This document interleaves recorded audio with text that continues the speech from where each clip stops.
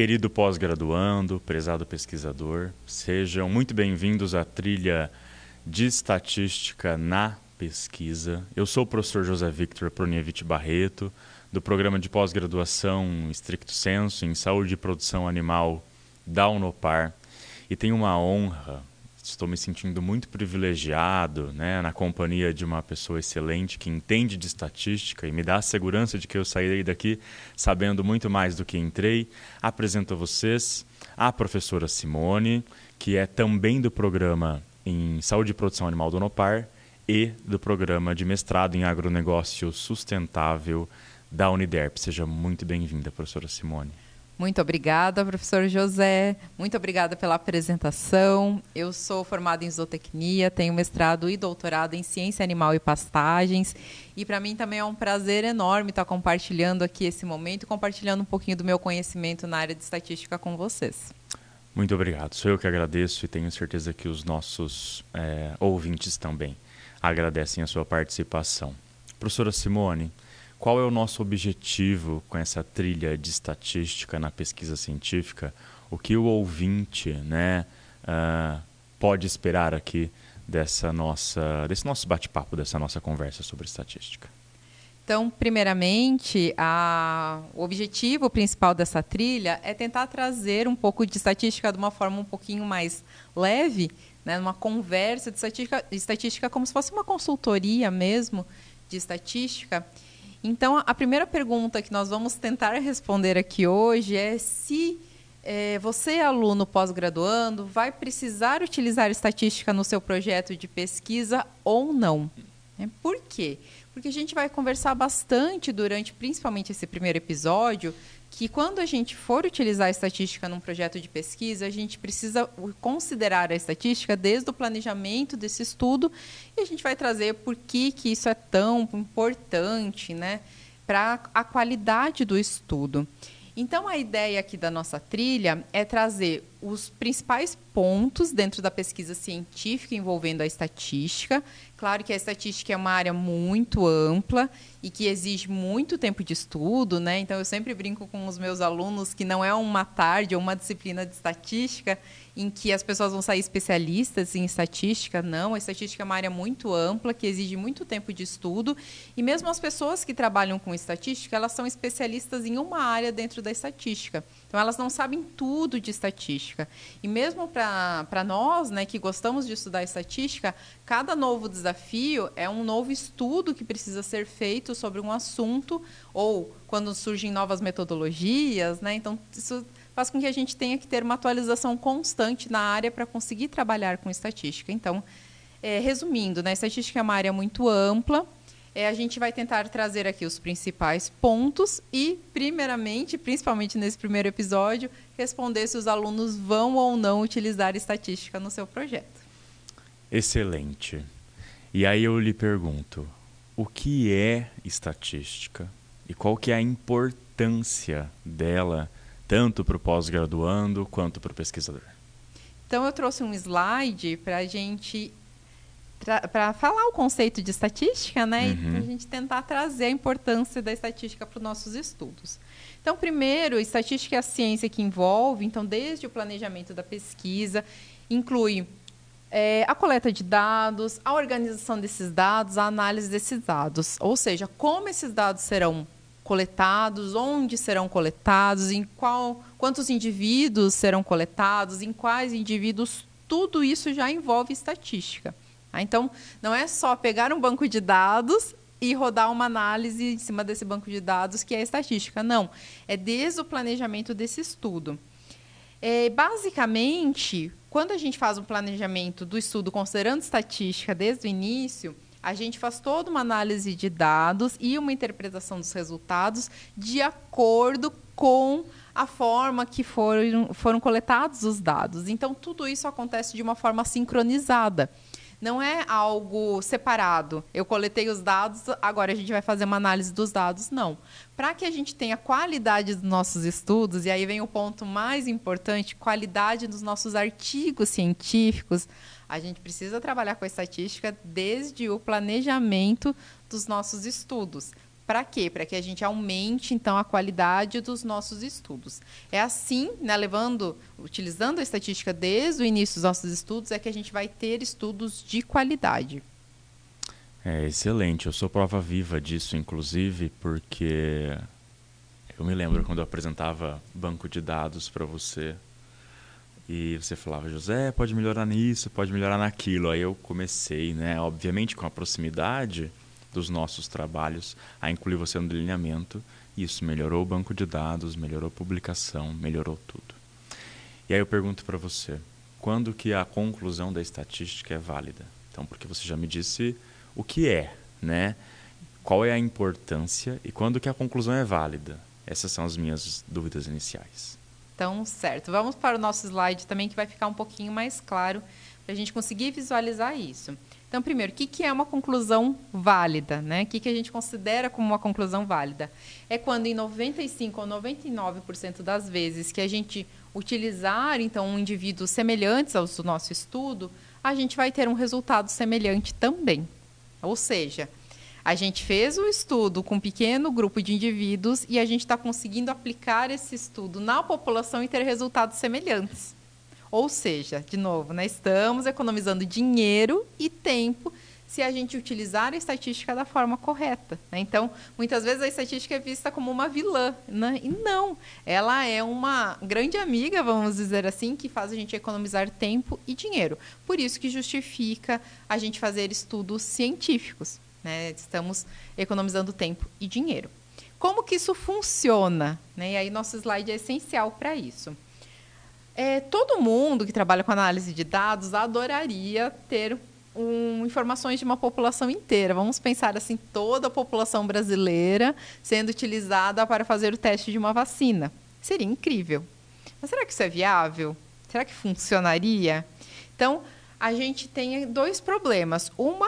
Custos, né, que inviabilizam, né, a fazer um estudo numa população inteira, e outra, a questão dos resultados serem homogêneos, né? Porque quando a gente tem um estudo muito ao longo do tempo, a gente tende a incluir falhas no processo. Tá? Então, para a gente resolver esse problema todo, né, vamos pensar em trabalhar com um pequeno número de indivíduos que vão ser representativos dessa população. Então, é exatamente isso que o nosso slide quer nos trazer. Para que a gente vá de uma população inteira para uma amostra, a gente precisa de uma área de estatística que chama amostragem. Então, é uma área que pessoas da estatística se especializam de como retirar uma amostra representativa da população. Perceba, não é simples, é difícil. Então, tem uma área de estatística de estudo para isso. Com isso, o que a gente consegue? A gente faz os nossos estudos na amostra, num pequeno número de indivíduos, e usa uma área muito incrível, né, da estatística que chama inferência estatística, que é utilizar os resultados da amostra para aplicá-los na população. Então, tudo isso é previsto na teoria de estatística, mas só funciona se a gente tiver estudos bem planejados. Ou seja, veja a importância, de novo, né? Estou enfatizando isso, porque realmente é uma questão muito importante da gente utilizar a estatística desde o planejamento dos nossos estudos. Essa inferência só funciona se a amostragem foi bem feita, se o estudo foi bem planejado, e aí a gente ainda vai conversar alguns outros aspectos importantes na hora da gente planejar esse estudo, além da amostragem, né, para a gente conseguir ter essa conclusão válida. Compreendi. A parceria com o estatístico é do começo ao fim, desde o delineamento, etc., execução e finalização com a análise do banco de dados. E aí, professora Simone, eu tenho um banco de dados. O que eu faço com ele?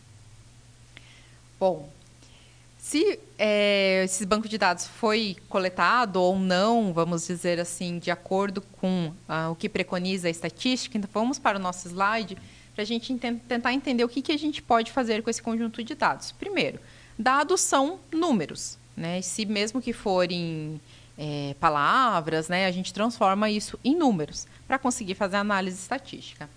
E o que a gente quer com a estatística? O nosso objetivo principal, extrair informações desse conjunto de dados. Estatística serve basicamente para isso. Então, a gente pode falar que a estatística é uma forma da gente transformar números em informações. né?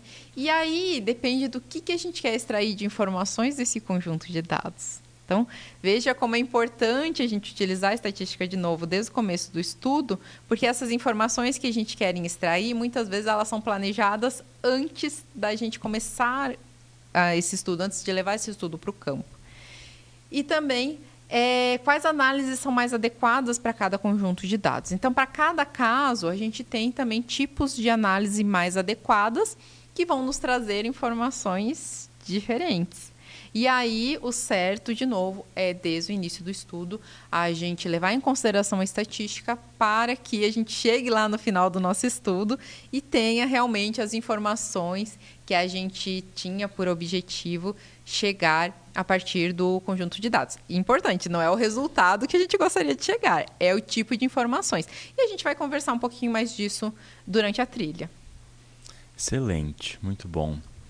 E então vamos ao se aplica ou não se aplica, tá? Porque é para o nosso ouvinte conseguir entender um pouco melhor.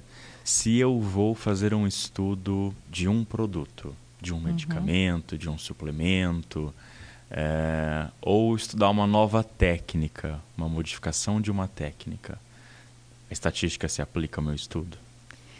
Então, José, depende, né? Aí depende muito da situação. Quando a gente fala de estudar um novo produto, estudar uma nova técnica, primeiro a gente precisa desenvolver esse produto ou essa técnica. Então, num primeiro momento, a minha publicação pode ser simplesmente a técnica, a descrição da técnica desenvolvida. Então, descrevi uma nova técnica cirúrgica, uma nova técnica de laboratório. Então, vou descrever essa técnica. Porém, né, para a gente saber se essa técnica realmente é boa, a gente precisa fazer um teste. E aí, quando a gente for testar, aí a gente precisa de uma estrutura experimental. Aí a gente consegue fazer o teste da técnica, comparando com outras técnicas e utilizando estatística, sim. Aí precisa de toda a estrutura de um experimento para a gente conseguir saber qual é a técnica melhor, ou se pelo menos é uma técnica semelhante, com resultados semelhantes às que a gente já tem descritas na literatura.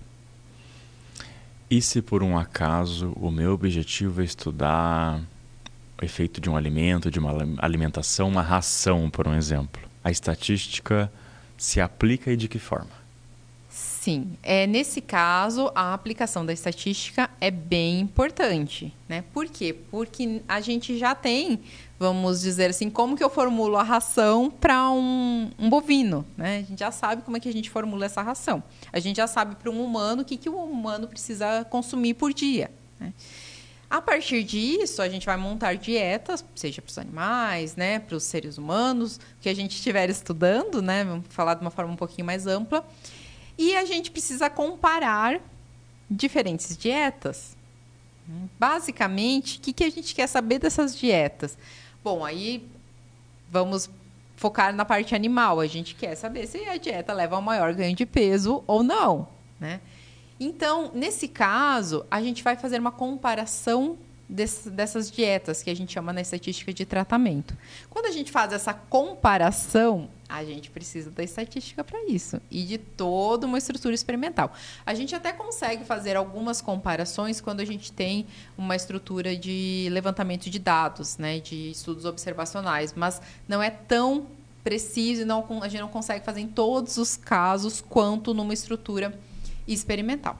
E aí, nesse caso, a gente quer saber exatamente se é a dieta, né? Qual das dietas está levando ao maior ganho de peso. E aí, José, será que se a gente tiver animais com diferentes idades, de diferentes raças, diferentes gêneros, né? Macho, fêmea, será que vai funcionar bem o meu experimento? Entende quem vai... Isso faz parte do alinhamento e quem vai me responder a interferência disso é a própria estatística. Exatamente, porque na estatística tem um termo que nós estudamos que chama confundimento. Então, quando a gente tem vários fatores que podem influenciar a variável que a gente está estudando, nesse caso ganho de peso, a gente precisa isolar esses fatores, fazer com que os animais se tornem o mais semelhantes possíveis ou controlar essas variações para a gente realmente conseguir falar que a variação no peso dos animais foi devida às dietas e não aos outros fatores. Então, isso é fundamental quando a gente está estudando esse tipo de experimento que a gente chama de causa e efeito. Então, o que os tratamentos estão causando na nossa variável de estudo, que é o ganho de peso. Em um outro caso, que é bem frequente, por um exemplo, estudo de doenças, né? Estudo de uma população ou estudo de um questionário epidemiológico que foi aplicado em uma certa população ou de dados coletados daqueles animais analisados ou dos seres humanos. A estatística também se aplica? Também se aplica. A gente tem a área de epidemiologia, que é a área de estudo das doenças, que é uma área, vamos dizer assim, dentro da estatística única. Então, geralmente as pessoas que trabalham com análise de dados para epidemiologia, elas trabalham mais com esse tipo de análise porque são análises específicas feitas dentro da epidemiologia. Então, basicamente, na epidemiologia, a gente vai ter a informação de se os animais estão contaminados ou não, estão doentes ou não, e vários fatores, que a gente chama de fatores de risco, ou possíveis fatores de risco, que podem estar associados ao maior desenvolvimento da doença ou não. Então, tudo isso são análises específicas, então é um mundo à parte, epidemiologia, mas envolve muita estatística.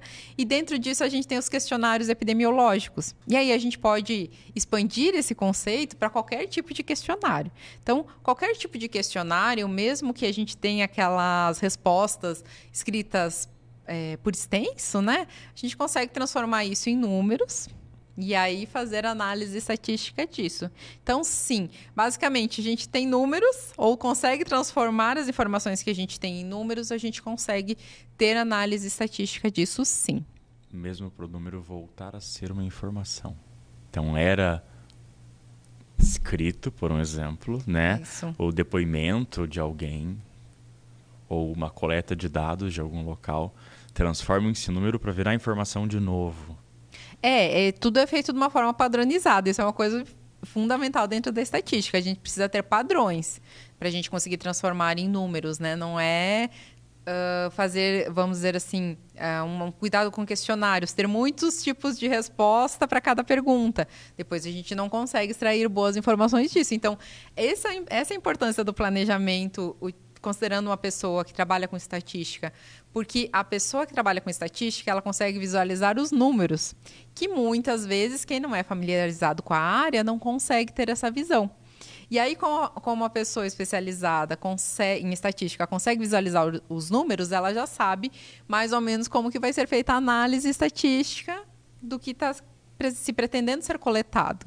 E aí, a ajuda nesse momento é essencial. Porque até na hora de escolher o número de resposta de cada pergunta dentro de um questionário, é essencial para a gente ter um bom resultado depois e, às vezes, não conseguir extrair resultado. Porque, infelizmente, na análise de dados também tem isso.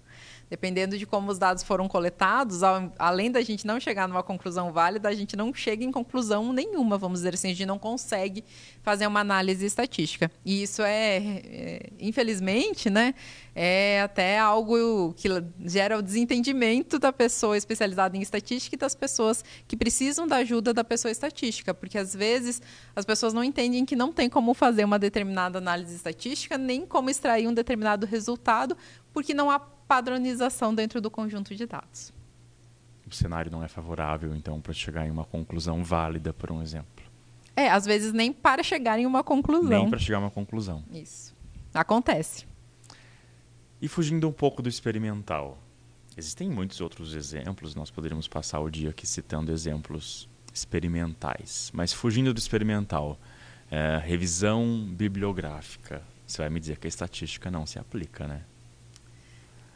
Então, geralmente não.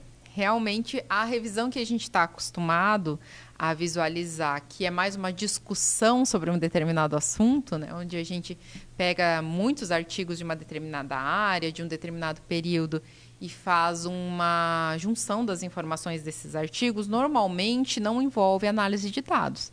Mas se a gente começar a pensar em muitos resultados, muitos artigos com resultados a partir de experimentos, A gente tem muitos resultados numéricos. Se a gente juntar esses resultados, a gente consegue sim fazer uma análise estatística disso, que são as revisões sistemáticas, por exemplo, que a gente tem hoje em dia.